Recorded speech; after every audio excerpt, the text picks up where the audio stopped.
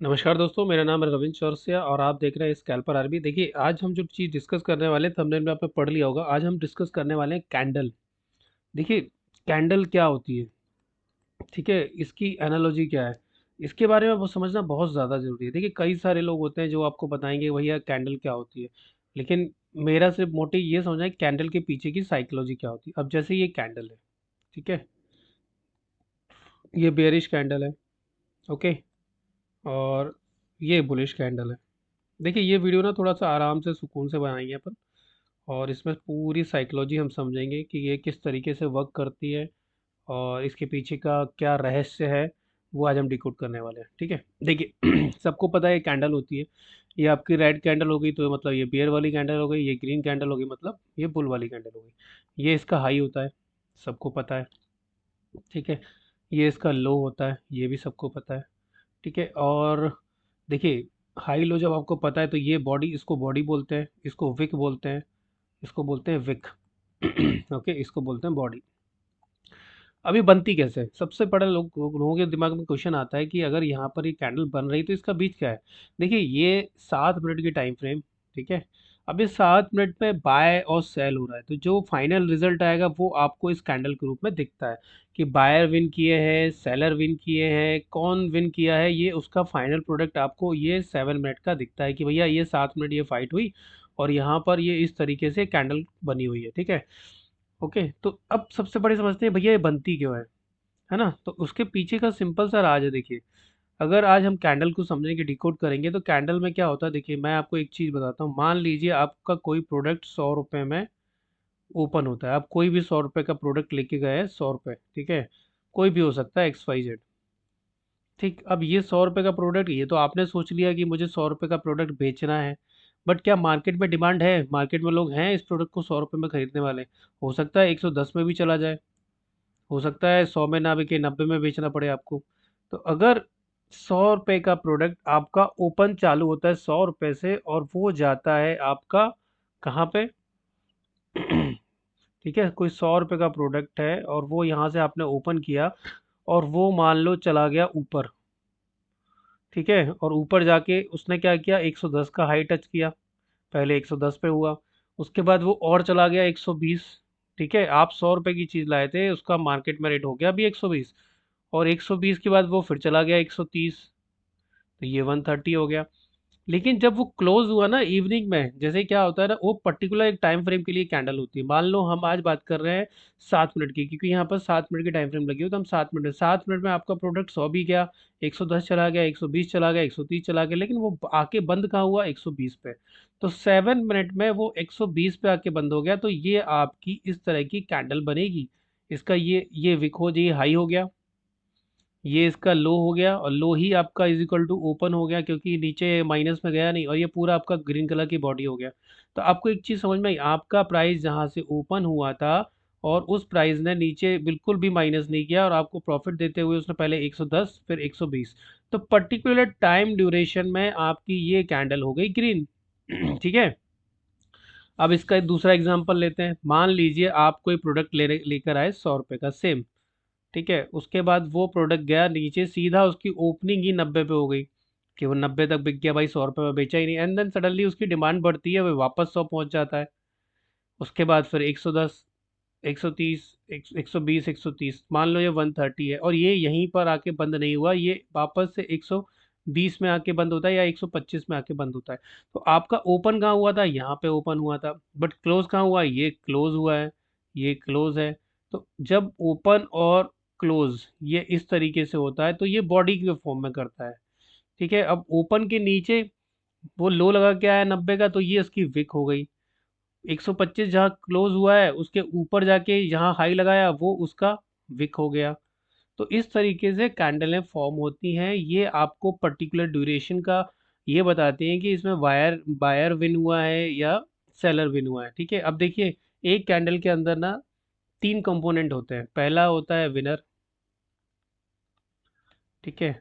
दूसरा होता है आपका अपोजिट पार्टिसिपेंट ठीक है, अपोजिट पार्टिसिपेंट होता है एक, ठीक है। एक चीज होती है कि किसी भी कैंडल के अंदर इम्पैक्ट कितना है, किसी का भी विनर का अपोजिट, तो हम अपोजिट लेते हैं, ठीक है, क्योंकि हम अपोजिट की बात कर रहे हैं, तो इम्पैक्ट, इम्पैक्ट किसका है, इम्पैक्ट ऑफ अपोजिट पार्टिसिपेंट, ठीक है। तो ये तीन चीज होती है किसी भी कैंडल को जज करने के लिए, ओके। अब हम बात करते हैं कि साहब ये कैंडल अगर 7 मिनट के अंदर, ये सिर्फ 7 मिनट का टाइम ड्यूरेशन है और 7 मिनट में क्या हुआ, कौन जीता, तो सेलर जीता, यहाँ पर बायर जीता लेकिन फिर सेलर आ गया।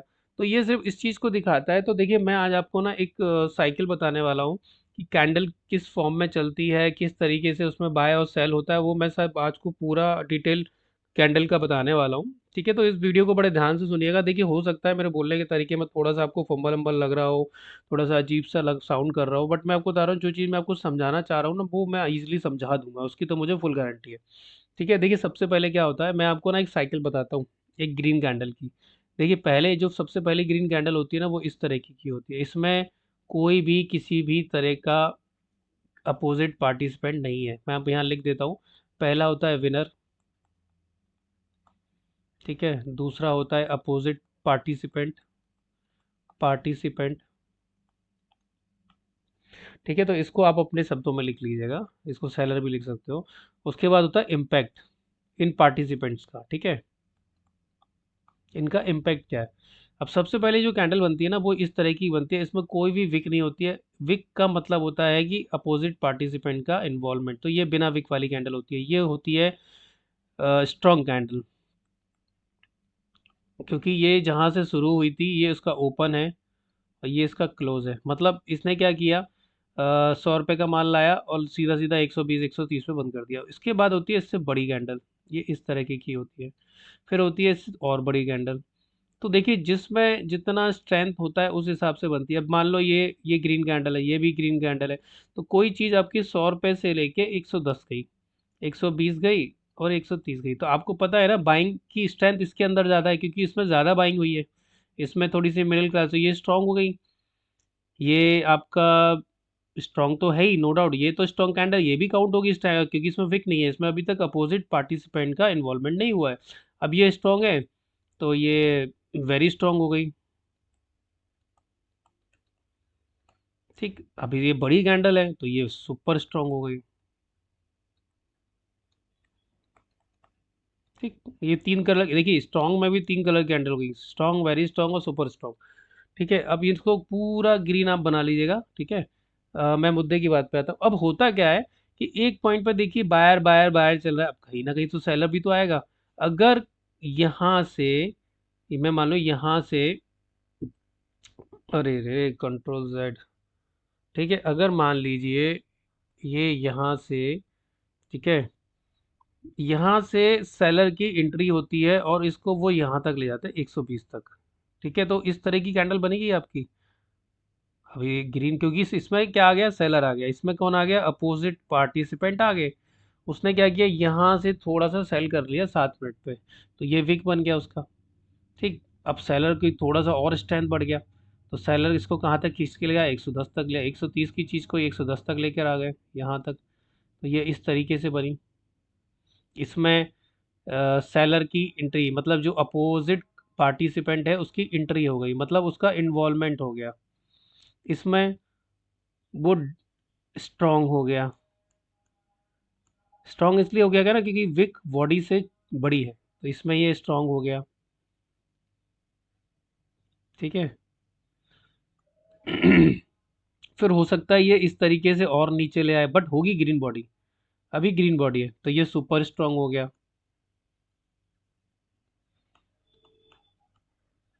ठीक। अब मान लो सेलर का और प्रेशर आ गया, तो होगा क्या, अब ये जैसे ही रेड होगा तो ये पूरी बॉडी आपकी रेड हो जाएगी, इस तरीके से बॉडी हो गई। अब इसमें क्या हुआ भाई, इसमें अपोनेंट जो अपोजिट पार्टिसिपेंट था, उसने इसको पूरी तरीके से बायस को ख़त्म कर दिया। तो ये आपका क्या बन गया, शूटिंग स्टार। शूटिंग स्टार को हम क्या बोलते हैं, गॉड कैंडल। गॉड कैंडल इसलिए बोलते हैं कि ये जो कैंडल है ये हमारी एंट्री कैंडल हो जाती है। अब आपको ये समझ जाना चाहिए कि भाई एक प्रोसेस था बाइंग का प्रोसेस खत्म हो गया, यहाँ तक बायर की एंट्री बची हुई थी, यहाँ से बायर एग्जिट कर चुके हैं, यहाँ से बायर की एग्जिट हो चुकी है। ठीक है, अभी तक ये नीचे विक नहीं बनाया, मतलब बायर नहीं आया इसके अंदर। अब ये क्या करेगा, सेलर सेलर और प्रेशर मारेगा नीचे की तरफ, तो ये इसकी बॉडी बड़ी बनना चालू हो जाएगी इस तरीके से। ठीक है, अभी भी इसमें बायर एक्टिवेट नहीं हुआ है, नीचे की विक विक नहीं बनी है। बट अगर ये दूसरी कैंडल इस तरीके से बनती है और यहाँ पर हल्का सा विक बन जाता है, तो यहाँ पर वापस से बायर की एंट्री हो चुकी है। ठीक है, बस यही होता है एक चीज। आपको ट्रेडिंग में कैंडल की साइकोलॉजी का अगर अच्छा ज्ञान है और आप अगर उस पर फोकस करते हैं कि बायर कहाँ है बायर कहाँ नहीं है, तो ये मैं आपको बोलता हूँ बहुत सीधे इजी हो जाएंगी लाइफ में। अब फिर वापस से इसमें सेलर की एंट्री हो गई। अब सेलर इसको किस तरीके से ले जाएगा।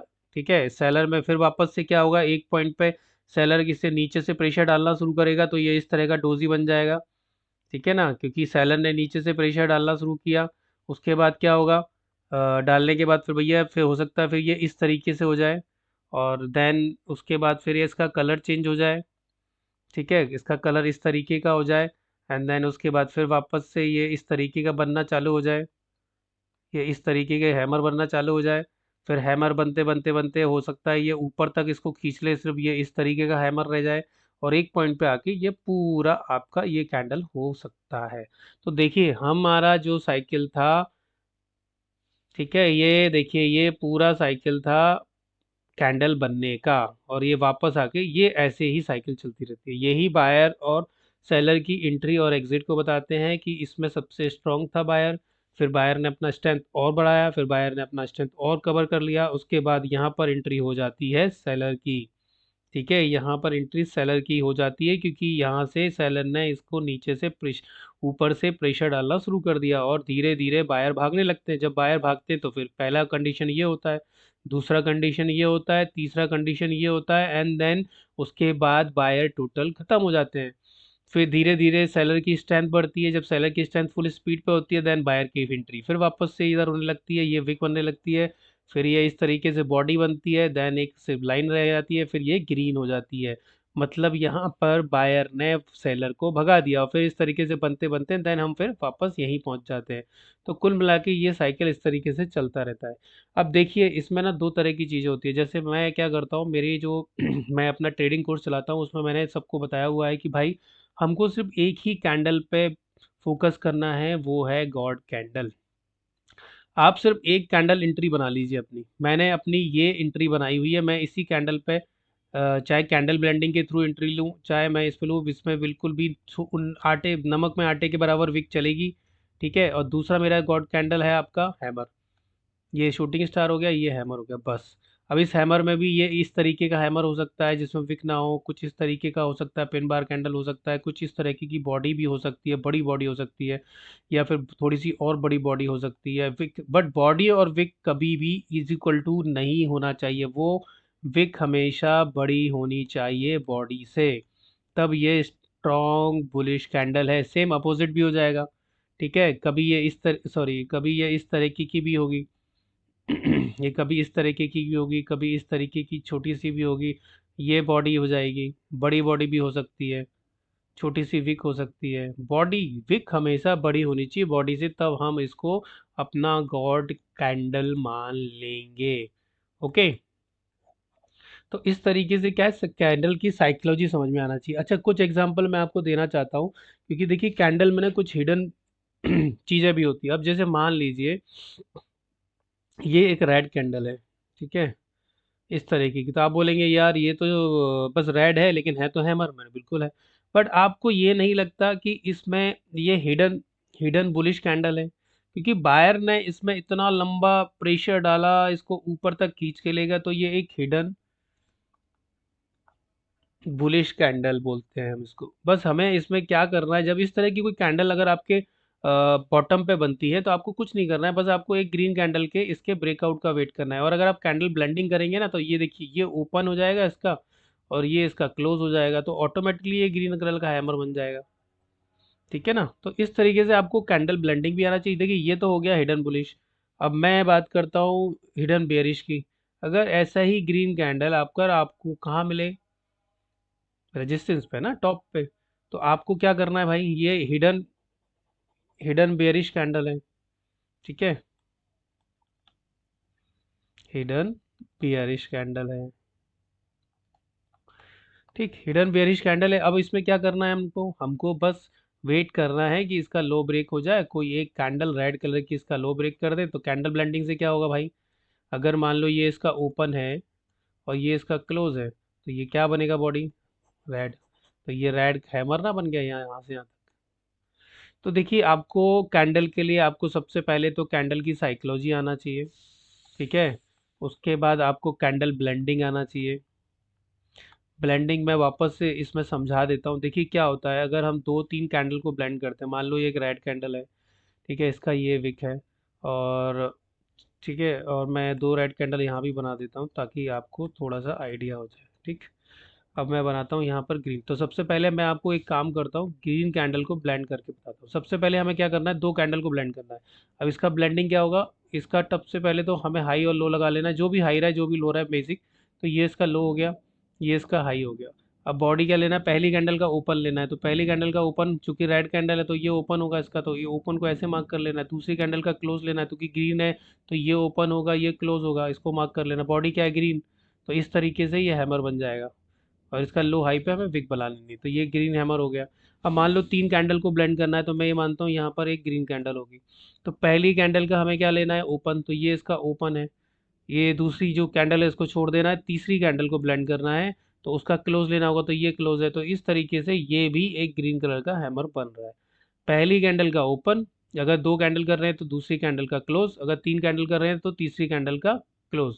बीच वाली कैंडल को इग्नोर करना है, बस हाई लो तीनों के मार्क कर लेना है। जो भी सबसे एवरेज हाई हो उसका मार्क कर लेना, हाई हाई हो, और जो भी सबसे कम लो हो। बस इस तरीके से कैंडल ब्लेंडिंग करनी है हमें। अब आप बोलेंगे यहाँ पर देखो, यहाँ पर अगर कैंडल ब्लेंडिंग करोगे ना, तो इसका ये रहा ओपन, ठीक है, इसका ये रहा क्लोज। तो ये डोजी बना है अभी, ऊपर भी नीचे भी ग्रीन कलर का डोजी बना बैठा है। तो ये कंफ्यूजन वाली स्टेट में मार्केट है अभी। तो चलते हुए हमें कम से कम लोग अपनी चीज़ों का, अब जैसे ये हैमर बना हुआ है तो इसका ओपन यहाँ पर है, अगर कोई रेड कैंडल इसके नीचे क्लोज कर जाती है तो ये हैमर हो जाएगा, ये रेड हैमर हो जाएगा। अगर इसके नीचे कोई कैंडल क्लोज कर जाती है तो इस तरीके से हैमर हो जाएगा, ये इसका विक हो जाएगा। मतलब ये आपका एंट्री हो गया, ये आपका एसएल हो गया, ये आपका एंट्री हो गया, ठीक है। तो कुल मिला के हमको सिंपल सा एक फंडा ऑब्जर्व करना है कि कैंडल का साइकोलॉजी समझना पड़ेगा। अगर उसके अंदर किसी रेड कैंडल में ये विक है, तो आपको ये पता होना चाहिए कि यहाँ से बायर का प्रेशर था, बायर इसको ऊपर की तरफ क्लोज कराया है, ये किसकी क्लोजिंग है, ये इसका ओपन है, ठीक है। यहाँ पर भी सेलर ने पुश किया, ठीक है, तो यहाँ ओपन हुआ था, उसके बाद ये इसको यहाँ क्लोज करवाया।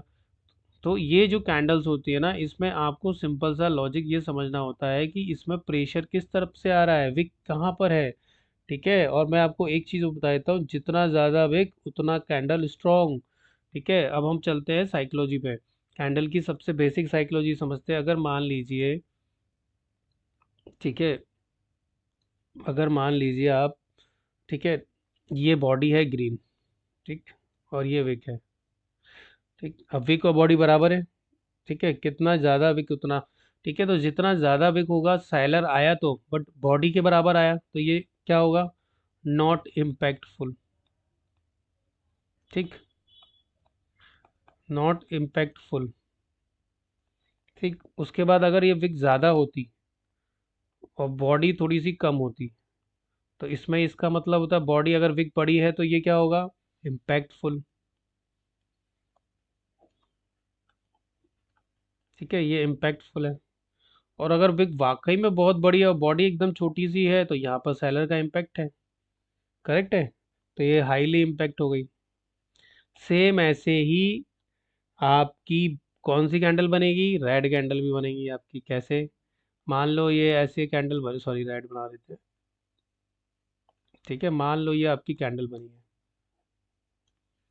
ठीक। तो ये बॉडी और विक बराबर है, तो नॉट इम्पैक्टफुल, ठीक, नॉट इम्पैक्टफुल। अगर बॉडी है और बॉडी से डबल आपकी हो गई, तो ये हो गया आपका इम्पैक्टफुल, ठीक। अगर मान लो एकदम ही बॉडी छोटी हो गई और विक बहुत बड़ी हो गई, तो ये हो गया हाईली इम्पैक्टफुल। ठीक है ना। तो आपको हमेशा, मैं वापस से रिपीट कर रहा हूँ, आपको क्या करना है। देखिए ये वीडियो आपको बोरिंग सा लग रहा होगा, बट ये अगर आपको कैंडल की साइकोलॉजी समझा दिया ना तो बहुत बड़ी बात हो जाएगी। ठीक है, कैंडल की साइकोलॉजी समझना बहुत ज़रूरी है। मार्केट में इतनी 372 कैंडल है ना, पागल हो जाओगे उनको सीख सीख के। भाई कुछ नहीं सीखना है, बस कैंडल की साइकोलॉजी देखो। ग्रीन कैंडल में मैटर करती है ऊपर से विक। ठीक है, और रेड कैंडल पे मैटर करती है आपकी डाउन साइड की विक। अपोजिट पार्टिसिपेंट को हमें फोकस करना है। ठीक है, इसमें बायर का इन्वॉल्वमेंट है, इसमें सेलर का इन्वॉल्वमेंट है। तो ग्रीन कलर में जब भी आपको एंट्री करना हो तो ऊपर की विक पे फोकस करना। नहीं होनी चाहिए, नहीं हो तो बेटर है, हो तो आटे में नमक बराबर हो, बॉडी से 1:3 होना चाहिए, विक छोटी होना चाहिए। और जब हम रेड की बात करते हैं तो रेड में नीचे की विक जैसे ये है और ये है, तो ये जो वाली विक होती है ना, ये वाली विक, ये छोटी होना चाहिए। ये या तो हो ना, या हो तो आटे में नमक बराबर हो। तो कभी भी ग्रीन में एंट्री करने से पहले ऊपर की विक देखना चाहिए, रेड में एंट्री करने से पहले, ठीक है ना, नीचे की विक देखना चाहिए। ओके, कि बायर का कितना इम्पैक्ट है उसके अंदर। ठीक है, अब मैंने आपको दो चीज़ बता दी भैया, कैंडल किस तरीके से होती है, कैंडल का ब्लेंडिंग किस तरीके से होती है, कैंडल की साइकोलॉजी क्या होती है, मैंने आपको पूरा उसका जीवन वो बता दिया कि भैया बायर कैसे आते हैं। तो आपको फोकस करना चाहिए विक के ऊपर। अगर मान लो ये सपोर्ट है, ये रजिस्टेंस है, ठीक है, तो मुझे यहाँ क्या देखना है, मुझे इस तरीके का हैमर दिखेगा, क्योंकि मुझे नीचे जाना है ना। तो मुझे ये जो विक देखनी है ना, यहाँ की ये डाउन साइड की विक पे फोकस करना है। इसमें बायर का पार्टिसिपेंट कितना है। और अगर मैं बुलिश हूँ, सपोर्ट पे बैठा हूँ और मुझे बॉटम से पकड़ना है, तो मुझे यहाँ पर ये विक दिखना चाहिए कि भैया मैं ये ऊपर की विक कितनी है, मुझे ऊपर की विक पे फोकस करना चाहिए। कहीं ऊपर की विक ज़्यादा तो नहीं है, मतलब सेलर ने वहां पर आ तो नहीं चुका है। अगर ये बिना विक का है तो बहुत अच्छी बात है। एंट्री यहाँ एसएल। देखो ट्रेडिंग में ना 100% कुछ नहीं होता है। ठीक है, आपकी स्टॉप लॉस हिट होने के चांसेस होते हैं लगभग 80-20। अगर आपका एनालिसिस सही है, आपका स्ट्रैटेजी सही है, तो कम से कम 70-80% तो आपका स्ट्रैटेजी विन रेट वाला होगा ही, कितना भी हो। 30 से 20% चांसेस तो होते ही हैं ऐसा हिट होने के। आज तक कोई ऐसा ट्रेडर, कोई ऐसा स्ट्रैटेजी नहीं बनी जिसमें आपको लॉस ना हुआ हो। भाई देखो लॉस होगा, ये ट्रेडिंग का पार्ट है। ठीक है ना। दूसरा चीज़ मैं आपको सिर्फ एक ही चीज़ बताना चाहता हूँ साइकोलॉजी के पॉइंट ऑफ व्यू से। देखिए साइकोलॉजी को मैं परफेक्ट कराता हूँ, मैं कोई स्ट्रैटेजी वगैरह सेल नहीं करता हूँ, मेरे पास कोई है भी नहीं स्ट्रैटेजी। मैं आपकी 99% साइकोलॉजी को एकदम परफेक्ट बना दूंगा। बस फोकस आप साइकोलॉजी पे कीजिए, स्ट्रैटेजी ऑटोमेटिक ही आपकी जो कर रहे हो वह सही है। ठीक है, बस उसको फाइन ट्यून करना है, वो मैं आपकी करवा दूंगा। लेकिन अगर आपकी साइकोलॉजी खराब है ना, तो अगर आपको 99% वाली स्ट्रैटेजी भी मिल जाए ना, तो भी आप लॉस में रहोगे। तो अगर आपको ज्वाइन करना है तो आप मेरा कोर्स ज्वाइन कर सकते हैं। ठीक है, और मुझे व्हाट्सअप नंबर पे मैसेज कर सकते हैं। बाकी देखिए साइकोलॉजी आपको समझना, कैंडल की एनालॉजी समझना बहुत ज़रूरी है। विनर, अपोजिट पार्टिसिपेंट और उसका कितना इम्पैक्ट है। ठीक है, कैंडल के ऊपर। अब जैसे यहाँ पर विक बन रही है, मतलब यहाँ पर सेलर ट्राई कर रहे हैं इसको नीचे ले जाने का, जैसे ये इन्होंने ट्राई किया। ठीक है, बट यहाँ पर आटे में नमक बराबर है तो चलेगा। ठीक है, लेकिन चांस तो हमेशा रहता ही है स्ट्रैटेजी के फेल होने का। ऐसा कोई आज तक ट्रेडर बना ही नहीं है जो कंटिन्यू भैया आपको बोले कि मेरी स्ट्रैटेजी ले लो, कभी लॉस नहीं होता। ऐसा कोई ना स्ट्रैटेजी है ना कोई ट्रेडर है। ठीक है ना। तो आपको फोकस करना है लर्निंग पे, पहले आप लर्निंग करो, साइकोलॉजी सीखो। सब मैं आपको एक एग्जांपल दे देता हूँ, महाभारत सबने देखा होगा। महाभारत में आपने, ये जो मैं बोलता हूँ ना लर्निंग ही अर्निंग है, महाभारत में अभिमन्यु था। ठीक है, अर्जुन का बेटा। अब आपको पता है चक्रव्यूह आधा सुना हुआ था पेट के अंदर, आधा ज्ञान, जी का जंजाल हुआ उसका। भैया घुसना तो आता था इस चक्रव्यूह में, ये चक्रव्यूह में घुस तो गए, किस लिए, पिताजी को बचाने के लिए, समझ में आ गया, बट बाहर नहीं निकल पाए, क्योंकि ये चक्रव्यूह तोड़ना नहीं आता था। घुसना तो आता है, सब घुस तो सब जाते हैं ट्रेडिंग में, बट बाहर कैसे निकले वो समझ में नहीं आता। अब मैं आपको वही चक्रव्यूह तोड़ना सिखाता हूँ। चक्रव्यूह, लॉस के चक्रव्यूह को कैसे तोड़े। ठीक है, कैसे अपना प्रॉफिटेबल जर्नी चालू करें, मेरा फोकस सिर्फ साइकोलॉजी पे रहता है, मैं सेबी रजिस्टर्ड नहीं हूँ, और मैं NISM सर्टिफाइड हूँ। ठीक है, इक्विटी एंड डेरिवेटिव से, V8 बोलते हैं इसको। मैं NISM सर्टिफाइड हूँ, इक्विटी एंड डेरिवेटिव। ठीक है, और मैं सिर्फ फोकस साइकोलॉजी पे करता हूँ। तो अगर आपको मेरा क्लास ज्वाइन करना है तो मुझे व्हाट्सएप पे नंबर पे कॉल कर सकते हैं। हम सिर्फ साइकोलॉजी को समझेंगे कहानियों के थ्रू, स्टोरी के थ्रू। एक स्टोरी मैंने आपको अभिमन्यु की बता दी है। ठीक है, एक मैं हमेशा रथ वाली स्टोरी की बात करता हूँ। ठीक है, वो देखिए, मेरा काम है साइकोलॉजी को बेटर बनाना, सही करना। और जब तक आपकी साइकोलॉजी सही नहीं होगी, आप मेरे साथ जुड़े रहेंगे। तो प्लीज़ ज्वाइन कीजिए, जिसको भी ज्वाइन करना है। अगर ये वीडियो आपको इन्फॉर्मेटिव लगा हो तो प्लीज़ लाइक शेयर सब्सक्राइब कीजिएगा। अब मैं इसको यहीं ख़त्म करता हूँ। तो आज हमने सिर्फ कैंडल के ऊपर ये सीखा कि विनर और अपोजिट पार्टिसिपेंट में इम्पैक्टफुल कौन होता है कैंडल पे, कैंडल कैसे वर्क करती है, हिडन बुलिश कैंडल कौन सी होती है, हिडन बेयरिश कैंडल कौन सी होती है, हमें ग्रीन में विक क्यों देखना चाहिए, हमें रेड में विक क्यों देखना चाहिए। ठीक है, तो ये 2-3 चीज़ें मैंने आपको बता दी है और आप उसको फॉलो कीजिए। ओके, चलिए, thank you, thank you, thank you very much.